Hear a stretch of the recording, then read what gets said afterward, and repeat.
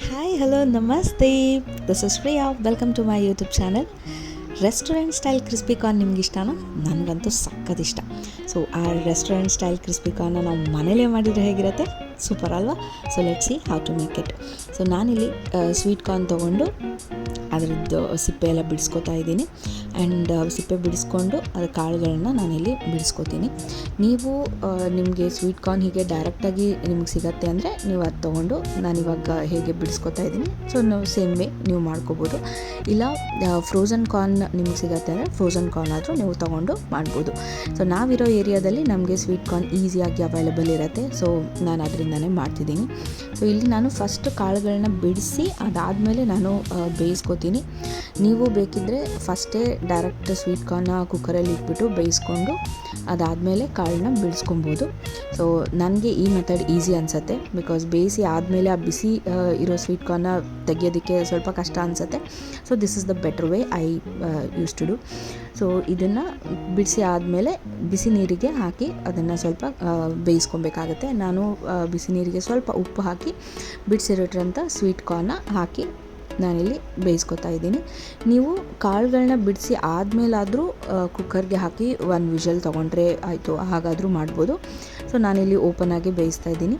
So ನಾನೊಂದು 10 minutes ಇದನ್ನು timer ಇಟ್ಟು ಬೇಯಿಸ್ತಿದ್ದೀನಿ. ಸೊ ನೀವೇನು ಅದನ್ನು ರೆಗ್ಯುಲರಾಗಿ ಚೆಕ್ ಮಾಡಬೇಕಂತಿಲ್ಲ, 1-2 ಸರ್ತಿ ಮಿಕ್ಸ್ ಮಾಡಿದರೆ ಸಾಕು.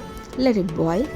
ಇಲ್ಲಿ ಇದಾದಮೇಲೆ ಅದಕ್ಕೆ ಬೇಕಾಗಿರೋ ಮಸಾಲಾನ ನಾವು ರೆಡಿ ಮಾಡ್ಕೊಳ್ಳೋಣ.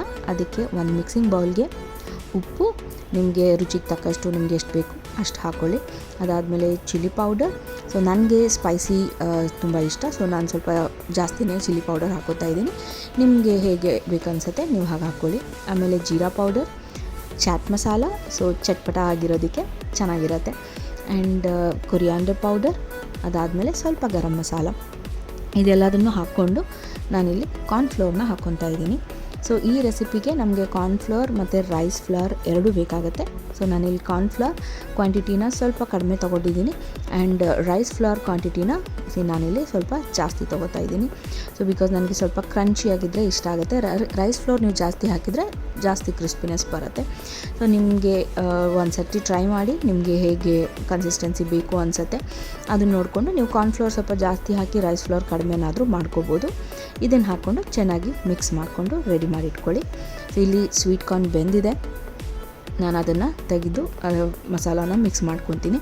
ಸೊ ಒಂದು ಟಿಪ್ ಏನಪ್ಪ ಅಂದರೆ, ನೀವು ಬೇಯಿಸಿರೋಂಥ ಸ್ವೀಟ್ ಕಾರ್ನ ಎಲ್ಲದನ್ನೂ ಒಂದೇ ಸರ್ತಿಗೆ ಹಾಕಿ ಅದಕ್ಕೆ ಮಸಾಲಾನ ಮಿಕ್ಸ್ ಮಾಡ್ಕೋಬೇಡಿ. ಬಿಕಾಸ್ ಏನಾಗುತ್ತೆ ಅಂದರೆ, ನೀವು ಮಸಾಲ ಮಿಕ್ಸ್ ಮಾಡಿದ ತಕ್ಷಣ ಉಪ್ಪಿಂದ ಸ್ವಲ್ಪ ನೀರು ಬಿಡತ್ತೆ. ಸೊ ಆಮೇಲೆ ನಾವು ಕೈಯಿಂದ ಕಲಸಿದ್ರೆ ಮತ್ತು ಸ್ವಲ್ಪ ನೀರು ಬಿಟ್ಟು ಅದು ಮೇಲ್ಗಡೆ ಹತ್ತಿರೋ ಲೇಯರ್ ಎಲ್ಲ ಬಿಟ್ಟು ಹೋಗೋ ಚಾನ್ಸಸ್ ಇರುತ್ತೆ. ಸೊ ನಾನು ಅದಕ್ಕೆ ಒಂದು ಸರ್ತಿಗೆ ಎಷ್ಟು ಬೇಕು ಕರಿಯೋದಕ್ಕೆ ಅಷ್ಟು ಮಾತ್ರ ನಾನು ತಗೊಂಡು ಅದಕ್ಕೆ ಮಿಕ್ಸ್ ಮಾಡಿಟ್ಟಿರೋಂಥ ಮಸಾಲಾನ ಮಿಕ್ಸ್ ಮಾಡ್ಕೊತಾ ಇದ್ದೀನಿ. ಸೊ ಇನ್ನೊಂದು ಇಲ್ಲಿ ಇಂಪಾರ್ಟೆಂಟ್ ಏನಪ್ಪ ಅಂದರೆ, ನಾವು ಈ ರೆಡಿ ಮಾಡಿಟ್ಟಿರೋ ಮಿಕ್ಸ್ ಹಾಕಿ ಇದನ್ನು ಕೈಯಲ್ಲಿ ನೀವು ಕಲಿಸ್ಕೊಬಾರ್ದು. ಸೊ ಕೈಯಲ್ಲಿ ಕಲಿಸಿದ್ರೂ ಅದು ಮೇಲ್ಗಡೆ ಲೇಯರ್ ಹೋಗೋ ಚಾನ್ಸಸ್ ಇರುತ್ತೆ. ಅಂದರೆ ನೀಟಾಗಿ ಕೋಟ್ ಆಗೋಲ್ಲ ಎಲ್ಲ ಸ್ವೀಟ್ ಕಾರ್ನ್ಸಿಗೂ. ಸೊ ಅದಕ್ಕೆ ಬೆಟರ್ ನೀವು ಈ ಥರ ಟಾಸ್ ಮಾಡ್ತಾ ಮಿಕ್ಸ್ ಮಾಡಿಕೊಂಡ್ರೆ it will be better. So ಮತ್ತು ಇದಕ್ಕೆ ಯಾವ ಥರ ನೀರನ್ನು ನೀವು ಹಾಕೋ ಅವಶ್ಯಕತೆ ಇಲ್ಲ. ನಾನಿಲ್ಲಿ ಎಣ್ಣೆ ಕಾಯಿಸೋಕೆ ಇಟ್ಟಿದ್ದೀನಿ. ಸೊ ಎಣ್ಣೆ ಕಾದಿದೆಯಾ ಒಂದು ಸರ್ತಿ ಚೆಕ್ ಮಾಡಿಕೊಂಡು ಮಿಕ್ಸ್ ಮಾಡಿರೋ ಸ್ವೀಟ್ ಕಾರ್ನ ಹಾಕಿ ಕರ್ಕೊಡಿ. ಸೊ ಇದು ಕರಿಬೇಕಾದ್ರೆ ನೀವು ಜಾಸ್ತಿ ಅದನ್ನು ಮಿಕ್ಸ್ ಮಾಡೋದು ಬೇಡ. ಅಂದರೆ ಪದೇ ಪದೇ ಚೆಕ್ ಮಾಡಬೇಕು ಅಂತಿಲ್ಲ. ಜಸ್ಟ್ ಮಧ್ಯದಲ್ಲಿ ಒಂದು ಫಸ್ಟ್ ಹಾಕಿದ ಮೇಲೆ ಹಾಗೆ ಬಿಟ್ಬಿಡಬೇಕು, ಕೈ ಆಡಿಸ್ಬಾರ್ದು. ಹಾಕಿ ಒಂದು 2-3 ನಿಮಿಷ ಆದಮೇಲೆ ಒಂದು ಸರ್ತಿ ಕೈ ಆಡಿಸ್ಕೊಂಡ್ರೆ ಸಾಕು. ನಾನು ಇಲ್ಲಿ ಒಂದು 5 ಮಿನಿಟ್ಸ್ ಆದಮೇಲೆ ಒಂದು ಸರ್ತಿ ಕೈ ಆಡಿಸ್ಕೊತಾ ಇದ್ದೀನಿ. ಸೊ ಇದು ಒನ್ಸ್ ರೆಡಿ ಆಯಿತು ಅಂದರೆ ಎಲ್ಲ ಸ್ವೀಟ್ ಕಾರ್ನ್ಸು ಮೇಲ್ಗಡೆ ತೇಲ್ತಾ ಬರುತ್ತೆ ತಾನಾಗೆ. ಸೊ ಅದನ್ನು ನೋಡಿದರೆ ನಿಮ್ಗೆ ಅರ್ಥ ಆಗುತ್ತೆ. ಸೊ ಇಲ್ಲಿ ನೋಡ್ಬೋದು, ಎಲ್ಲ ಸ್ವೀಟ್ ಕಾರ್ನು ಮೇಲ್ಗಡೆ ಬಂದಿದೆ. So it is ready to serve. So ನೀವು ಬೇಕಿದ್ದರೆ ಇದನ್ನು ಹೀಗೆ ಆದರೂ ಸರ್ವ್ ಮಾಡ್ಬೋದು. ಬಿಸಿ ಬಿಸಿಯಾಗಿ ತಿನ್ನೋಕ್ಕೆ ಚೆನ್ನಾಗಿರುತ್ತೆ. ಇಲ್ಲ ಇದಕ್ಕೆ ಬೇಕಾದರೆ ನೀವು ಇದ್ರ ಮೇಲ್ಗಡೆ ಮತ್ತೆ ಸ್ವಲ್ಪ ಏನಾದರೂ ಮಸಾಲ ಹಾಕ್ಕೋಬೋದು, like peri peri masala add ಮಾಡ್ಕೋಬೋದು, ಇಲ್ಲ ಸ್ವಲ್ಪ ಚಾಟ್ ಮಸಾಲ ಆ್ಯಡ್ ಮಾಡ್ಕೊಬೋದು. ಆ್ಯಂಡ್ ಸಾಲ್ಟ್ ಟೇಸ್ಟ್ ನೋಡಿಕೊಂಡು ನಿಮಗೆ ಸ್ವಲ್ಪ ಬೇಕಂದರೆ ಸಾಲ್ಟ್ ಸ್ವಲ್ಪ ಸ್ಪ್ರಿಂಕಲ್ ಮಾಡ್ಕೊಬೋದು. ಸೊ ನನಗೆ ಇದ್ರ ಜೊತೆ ಅನಿಯನ್ಸ್ ಇದ್ದರೆ ಚೆನ್ನಾಗಿ ಅನಿಸುತ್ತೆ. ಸೊ ನಾನು ಇದಕ್ಕೆ ಚಾಪ್ ಮಾಡಿರೋಂಥ ಫೈನ್ಲಿ ಚಾಪ್ಡ್ ಆನಿಯನ್ಸ್ನ ಹಾಕಿ ನಾನು ಮಿಕ್ಸ್ ಮಾಡ್ಕೋತೀನಿ.